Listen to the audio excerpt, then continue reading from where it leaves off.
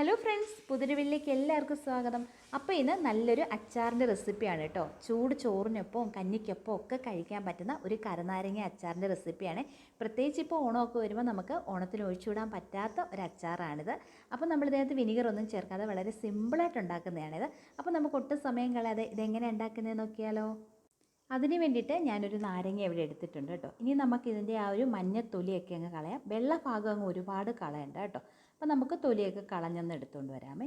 അപ്പോൾ ഞാൻ തൊലിയൊക്കെ കളഞ്ഞെടുത്തിട്ടുണ്ട്. ഇനി നമുക്കിതിൻ്റെ ആ നടുവിലുള്ള കുരുവും ആ വെള്ള ഭാഗവും ഒക്കെ കളയണം കേട്ടോ. കുരുവും ആ വെള്ള ഭാഗമൊക്കെ ഇരുന്ന് കഴിഞ്ഞാൽ അച്ചാർ കഴിക്കും. അപ്പോൾ നമുക്കതൊക്കെ അങ്ങ് ചെത്തിക്കളഞ്ഞിട്ട് നമുക്കൊന്ന് കട്ട് ചെയ്തെടുക്കാം കേട്ടോ.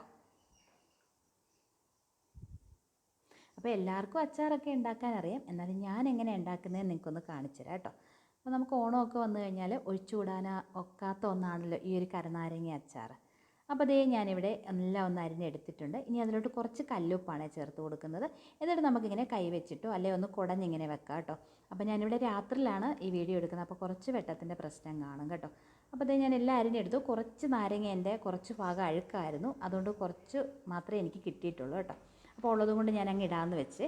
അപ്പോൾ അതേ കുറച്ച് കല്ലുപ്പൊക്കെ ഇട്ടിട്ട് ഞാനൊന്ന് കുടഞ്ഞിട്ടും കൈ കൊണ്ട് ഇളക്കിയൊക്കെ ആയിട്ട് ഒന്ന് പിടിക്കാനായിട്ട് അങ്ങോട്ട് മാറ്റി വെച്ചിട്ടുണ്ട് കേട്ടോ. അതൊക്കെ പിടിച്ച് വരുമ്പോഴത്തേക്കും ഞാനിവിടെ കുറച്ച് വെളുത്തുള്ളി കുറച്ച് ഇഞ്ചി എടുത്തിട്ടുണ്ട്. ഇഞ്ചി നീളത്തിലരിയുന്നതാണ് കുറച്ചും കൂടെ നല്ലത്. പക്ഷേ മോളൊക്കെ ഇവിടെ കഴിക്കത്തില്ല നീളത്തിലരിഞ്ഞാൽ. അപ്പോൾ ഇങ്ങനെ ചെറുതായിട്ട് അരിഞ്ഞ് കഴിഞ്ഞാൽ അതങ്ങ് കഴിച്ചോളും. അതുകൊണ്ട് ഞാൻ ചെറുതായിട്ട് അരിഞ്ഞിരിക്കുന്നത്.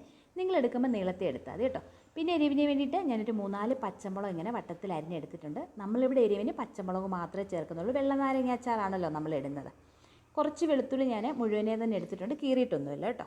പിന്നെ ഒരു ചട്ടി വെച്ച് കൊടുത്തിട്ട് നല്ലെണ്ണയാണ് ചേർത്ത് കൊടുക്കുന്നത്. അപ്പോൾ നമ്മൾ എപ്പോഴും അച്ചാറൊക്കെ ഇടുമ്പോൾ കുറച്ചധികം എണ്ണ ചേർത്ത് കൊടുക്കാറുണ്ട്. അപ്പോൾ അതിന് അളവൊന്നുമില്ല കേട്ടോ. എന്നിട്ട് അതിലോട്ട് കുറച്ച് കടുകിട്ട് പൊട്ടിച്ചിട്ട് നമ്മളെടുത്ത് വെച്ചിരിക്കുന്ന വെളുത്തുള്ളി ഇഞ്ചി വെച്ചൊന്ന് വാട്ടിയെടുക്കാം കേട്ടോ. തീ കുറച്ച് വെച്ചിട്ട് വാട്ടിയെടുക്കുന്നതായിരിക്കും നല്ലത്. മൂപ്പിക്കൊന്നും വേണ്ട, അതൊന്ന് വാട്ടിയാൽ മാത്രം മതി. അതിൻ്റെ കളറൊന്നും മാറാതെ ഒന്ന് വാട്ടിയെടുത്താൽ മതി കേട്ടോ. മൂപ്പിക്കുകയേ വേണ്ട, ഒന്ന് പച്ച ഇതൊന്ന് മാറ്റിയാൽ മാത്രം മതി, ഒന്ന് വാടിയാൽ മാത്രം മതി കേട്ടോ. അച്ചാർ ഇങ്ങനെ ഇട്ട് വെച്ച് പഴകും തോറുമാണല്ലോ അതിന് ടേസ്റ്റ് കൂടുന്നത്. അപ്പോൾ അതുകൊണ്ടൊന്ന് വാട്ടിയെടുത്താൽ മാത്രം മതി കേട്ടോ. അങ്ങനെ ഒന്ന് വാടി വന്നിട്ടുണ്ട്. പിന്നെ അതിലോട്ട് ഞാൻ കുറച്ച് കറിവേപ്പിലയും കൂടെ ചേർത്ത് കൊടുത്തിട്ടുണ്ട് കേട്ടോ. അച്ചാറിലൊക്കെ കുറച്ചധികം വെളുത്തുള്ളിയൊക്കെ ചേർത്ത് കൊടുക്കുന്നത് നല്ല ടേസ്റ്റാണ് കേട്ടോ. ഇഞ്ചിയും വെളുത്തുള്ളിയൊക്കെ കുറച്ചധികം ഇരുന്നാലും കുഴപ്പമൊന്നുമില്ലേ. അതൊക്കെ വാടി വന്നപ്പോഴത്തേനും ഞാൻ അതിലോട്ട് നമ്മൾ മാറ്റി വെച്ചിരുന്ന നാരങ്ങയും കൂടെ ചേർത്ത് കൊടുത്തിട്ടുണ്ട്. എന്നിട്ടൊന്ന് ഇളക്കി കൊടുക്കുക കേട്ടോ. ഈ സമയത്തൊക്കെ നമുക്ക് തീ കുറച്ച് വെച്ച് തന്നെ ചെയ്താൽ മതി കേട്ടോ. തീ കൂട്ടുകയോ വേണ്ടായേ. ഞാനിവിടെ വെള്ളമൊന്നും ചേർത്ത് കൊടുക്കുന്നില്ല. ഈ ഉപ്പുകല്ലിൽ നിന്നൊക്കെ ഇരിക്കും തോറും വെള്ളം ഇറങ്ങി വരും കേട്ടോ. അപ്പോൾ നിങ്ങൾക്ക് വെള്ളം വേണമെങ്കിൽ ചെറുതായിട്ട് നമ്മൾ കടുക് വറുത്ത സമയത്ത് ഒരിച്ചിരി ചൂടുവെള്ളം ഒഴിച്ചു കൊടുക്കുക വേണമെന്നുണ്ടെങ്കിൽ.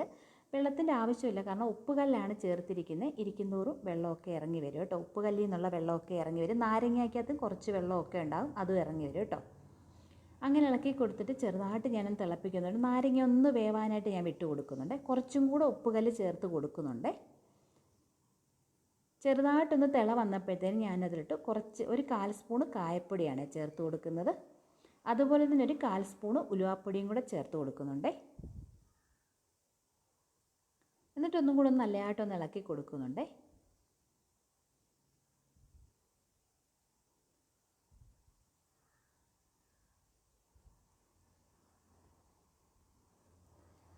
ഒന്ന് 2 പ്രാവശ്യം ഒന്ന് ചെറുതായിട്ടൊന്ന് തിളപ്പിച്ചെടുത്താൽ മതി. കാരണം ഒരു ചെറിയ തിളയൊക്കെ വരണം. ആ നാരങ്ങ ഒന്ന് വെന്ത് വരണം, ചെറുതായിട്ടൊന്ന് വേവണം. ഒരുപാടങ്ങ് വേവണ്ട, ചെറുതായിട്ട്. പിന്നെ ഇരിക്കും തോറും അതങ്ങ് പഴകി വന്നോളൂ കേട്ടോ.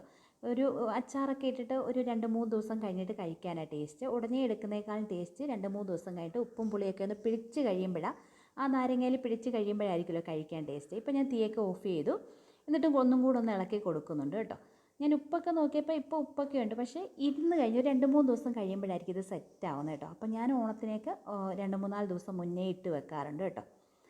ഇങ്ങനെ ഒന്ന് കുറച്ചും നേരം കൂടെ ഞാൻ ഇളക്കിയൊക്കെ കൊടുക്കുന്നുണ്ട് കേട്ടോ. അപ്പോൾ ഞാൻ കുറച്ചധികം വെളുത്തുള്ളി ഇഞ്ചിയൊക്കെ ചേർത്തിട്ടുണ്ട്. അപ്പം കുറച്ചധികം വെളുത്തുള്ളി ഇഞ്ചിയൊക്കെ ചേർക്കുന്ന ഒത്തിരി നല്ല അച്ചാറിന് കേട്ടോ. ദേ അപ്പം നമ്മുടെ അച്ചാർ ഇവിടെ റെഡി ആയിട്ടുണ്ട്.